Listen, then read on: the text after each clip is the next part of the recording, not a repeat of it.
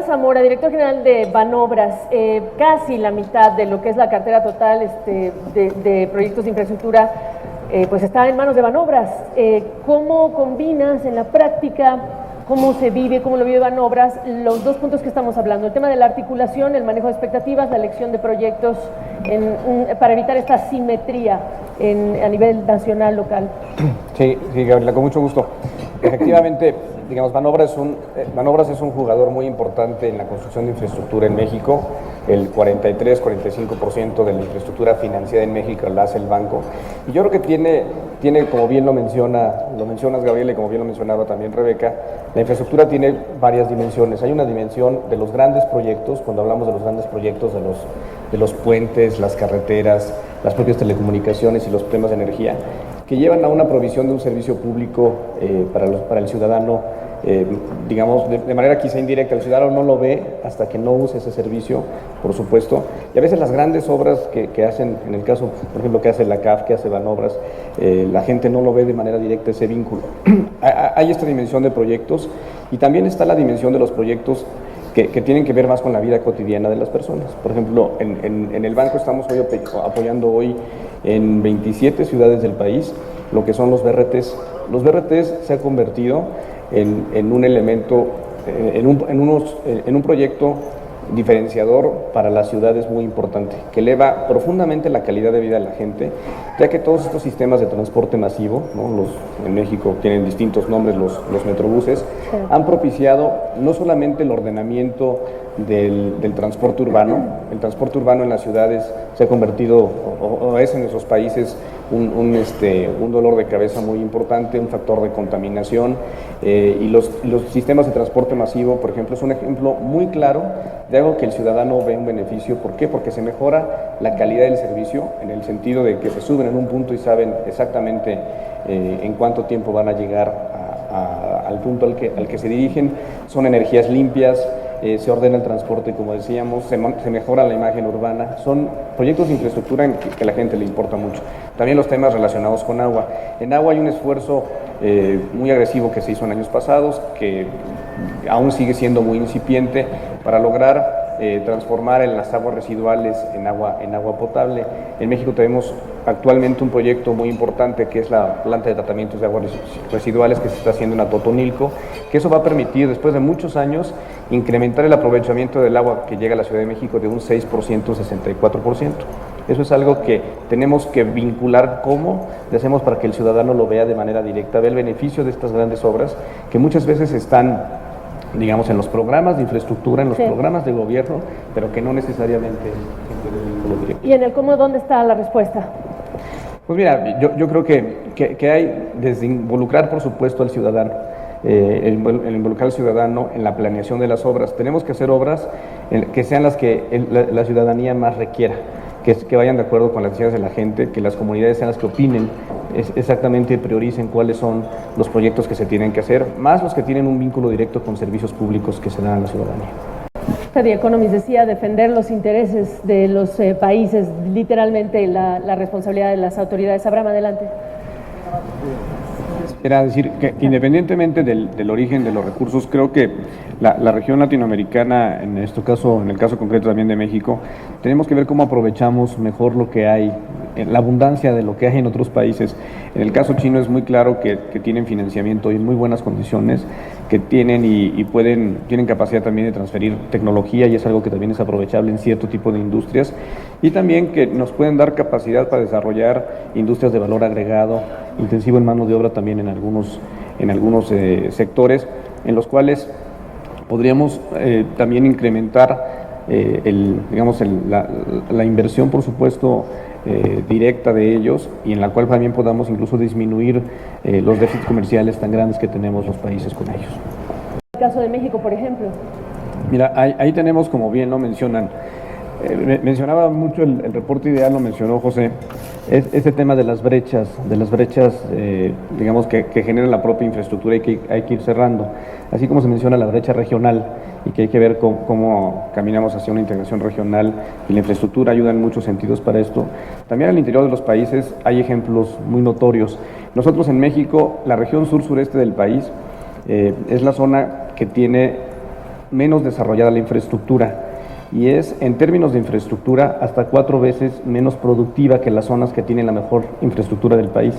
Entonces, digamos, no solamente está la perspectiva del ingreso per cápita, en el cual el sur-sureste tiene un mayor rezago que el resto del país, también está la perspectiva propiamente del tipo de actividad que se realiza. En México, en el sur-sureste, se realiza mucho menos manufactura, por supuesto, que en el resto del país, y en el caso concreto de la infraestructura, por supuesto que haya una dimensión muy importante. Por eso es que en México estamos aún trabajando en este proyecto para impulsar la creación de zonas económicas especiales en esa región, que tendría no solamente el componente de los incentivos que comúnmente se utilizan, incentivos de carácter fiscal y de carácter laboral, sino todo un tema de la infraestructura económica para que a las empresas les convenga irse a trabajar allá, instalarse allá y ser productivas y eficientes allá. Puedes poner los incentivos más agresivos en alguna zona que no tenga la infraestructura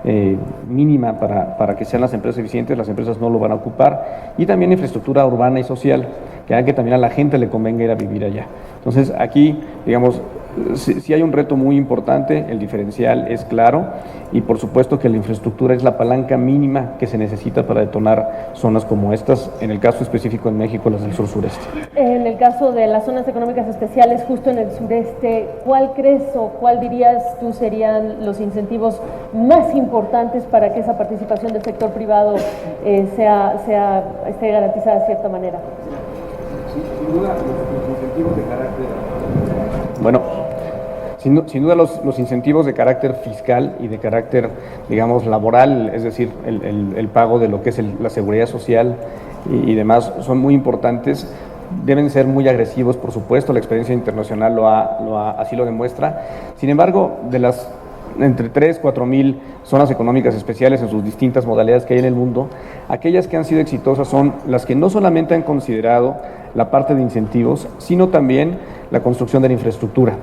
Infraestructura, la infraestructura, por supuesto, hablamos no solamente de las carreteras, sino de la formación del capital humano, es la infraestructura económica en general, no solamente es carreteras, caminos, puertos, aeropuertos, la parte logística, sino las capacidades productivas del capital humano, centros de innovación tecnológica. Por supuesto, en estas zonas en particular, el tema de la seguridad es un tema indispensable para su desarrollo. Entonces, sí creemos que los incentivos son muy importantes, estos que acabo de mencionar.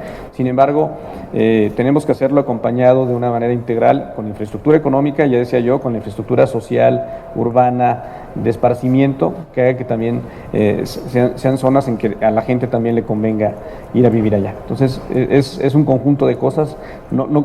Sí creemos que la ponderación de los incentivos más la infraestructura son condiciones indispensables para que sean exitosas estas zonas. Les quiero recordar que estaremos abiertos y ustedes cuando les avise con toda confianza, por favor, acercarse a los micrófonos para que nos den la pregunta que tengan sobre lo que se está hablando aquí. El tema que toca ahora a los cuadros técnicos, ya que estás hablando de talento y cuadros técnicos, es indispensable tocarlo cuando hablamos de la falta o no de análisis, de estudios, de anteproyectos en todos los programas de infraestructura que hemos conocido. ¿Cuánto esto es un talón de Aquiles todavía para algunos de los proyectos en la región? Es el caso de México, por ejemplo, Abraham, ahora que vamos a puntualizar en el tema de lo que está diciendo Enrique. ¿Qué me dices? Pues mira, por supuesto que voy a volver, digamos, al tema propiamente de las zonas económicas. Ahí también lo que pretendemos es que sean paraísos en el sentido de que sea fácil hacer las inversiones. Por supuesto que hay una frontera no física que son la tramitología, la propia regulación y todos los trámites. Algo que estamos aquí previendo es que en estas zonas exista una ventanilla única donde se puedan hacer todos los trámites que corresponden al ámbito federal, estatal y municipal, de manera que la empresa que se quiera ir a instalar a estas zonas tenga las mayores facilidades para poderlo hacer.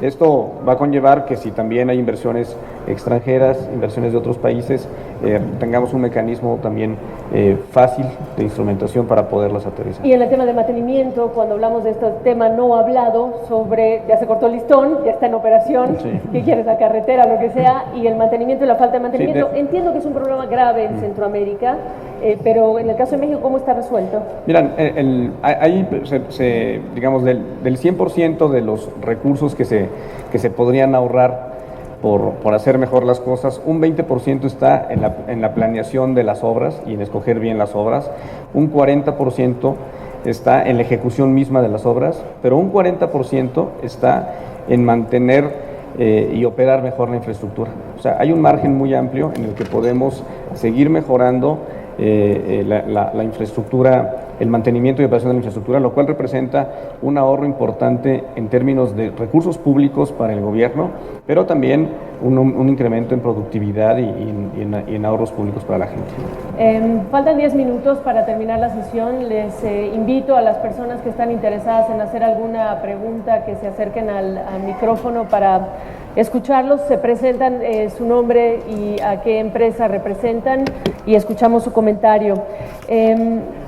¿Cómo organizar una agenda de aquí a 12 meses para, no sé si decir cerrar primero la brecha respecto del resto del mundo, porque es importante hablar de los temas comerciales y de logística, pero también hablar al interior de los países, en el desarrollo regional, etcétera? ¿Cómo la organizan? ¿En qué tipo de prioridades? ¿Cuáles me marcan? La pregunta. Gracias. Adelante. Buenas tardes, Gabriel Nieto, soy director de la empresa Alasacia y colaborador de la revista Obras. Mi pregunta es, ¿cuál es su opinión sobre la estrategia que está utilizando Brasil para desarrollar su infraestructura? Como lo mencionan, es el único país de América Latina que está como país candidato en el Banco Asiático de Infraestructura. A su vez, hace un acuerdo bilateral con Brasil y recibe más de 135 mil millones de dólares en la visita del primer ministro a China, y además es parte de este banco. ¿Cuál sería su opinión sobre la estrategia? ¿Consideran que es el país más innovador, que ha tenido más visión en este sentido? Señores, quizá utilizar la pregunta que haces para, Abraham, tocar el caso del doing business, en un caso como Brasil, en donde se ubica hoy Brasil para hacer negocios, con el caso de México, cuando tú pones en perspectiva el marco regulatorio, incluso en el tema de financiamiento, el cambio que ha habido en las leyes de México, por ejemplo, sí. ¿Cómo te comparas? Sí, mira, yo lo que creo es que, digamos, Brasil es un muy buen ejemplo de cosas que se han hecho en materia de financiamiento, en particular de infraestructura. Nosotros lo vemos, igual como lo menciona Enrique, desde una perspectiva mucho más integral. Hay un componente estructural que mencionó el subsecretario Portela en su exposición, que en México probablemente tomen algunos años más en notarse, pero que es esencial. En México, las propias reformas en el sector energético, en el sector de telecomunicaciones, la reforma financiera, abren oportunidades de inversión muy importantes que hoy estamos terminando, digamos, la parte del marco institucional para que estas reformas en el mediano plazo sean una realidad. Entonces, hay, más allá del componente meramente coyuntural, que siempre es importante porque hay que estar incrementando la inversión, por supuesto, en el corto plazo, creemos que en México se ha hecho un esfuerzo muy de fondo, muy estructural, que por muchos años se estuvo esperando y que va a tomar también algunos años en tomar su propio ritmo y que es quizá la base estructural que nos va a permitir incrementar el crecimiento económico en los próximos años y, por supuesto, acompañado de flujos crecientes de inversión nacional y extranjera y, por supuesto, de inversión privada. Sí, en el tema del tipo de financiamiento posible, ¿se siente México o no, desde tu perspectiva, innovador o no, en el tipo de instrumentos que ya hoy tienes y qué hace falta?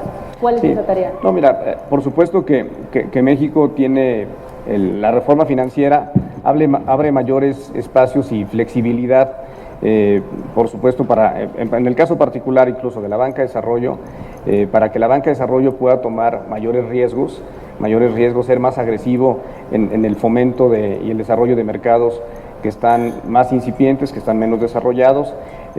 La banca comercial y la banca de desarrollo estamos trabajando de manera conjunta en crear nuevas soluciones financieras, nuevos vehículos específicos, utilizando las garantías propias del gobierno federal, de la banca de desarrollo, de manera que todo el monto de recursos y la complejidad de proyectos que va a venir acompañada la reforma energética y la reforma financiera, tengamos con la banca comercial digamos, mayores instrumentos para poder aterrizar este tipo de inversiones.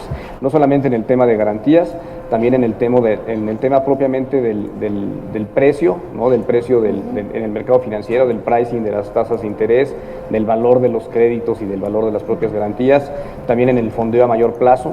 ¿Sí? Estamos trabajando para que en infraestructura en especial, que se requiere más años de financiamiento, porque las obras de infraestructura son a 20 o 25 años, y propiamente, estructuralmente, los bancos tienen menos años para poder prestar en sus balances les permiten prestar a 10, 12 años. Estamos haciendo productos conjuntamente con la banca comercial y la banca de desarrollo para tener fondeos a mayor plazo, y como mencionaba el subsecretario Portela, y también vehículos más específicos para fomentar emisiones bursátiles, que los inversionistas institucionales también estén invirtiendo en infraestructura, lo cual es indispensable porque hoy los inversionistas institucionales en México, en las AFORES, invierten alrededor del 5% en infraestructura, cuando podrían estarlo haciendo hasta en un 17% por las consideraciones legales y de mercado actuales. Quería decir algo. No, quizá nada más un comentario pensando en la pregunta que hacía Samuel. Nosotros vemos este tema de las zonas económicas en el sur sureste no solamente como una gran oportunidad de conectar el sur sureste del país con el norte, por supuesto con el norte de la República, que es manufacturero, que es muy exitoso el Bajío y el norte del país en la manufactura, tenemos que llevar manufactura a esa zona, sino también como un proyecto que nos va a permitir conectarnos y hacer una mayor interrelación con Centroamérica. Uno de los puntos, que es Puerto Chiapas, tiene ese objetivo concreto, que es conectarnos mejor de una manera, digamos, económica con la región de Centroamérica.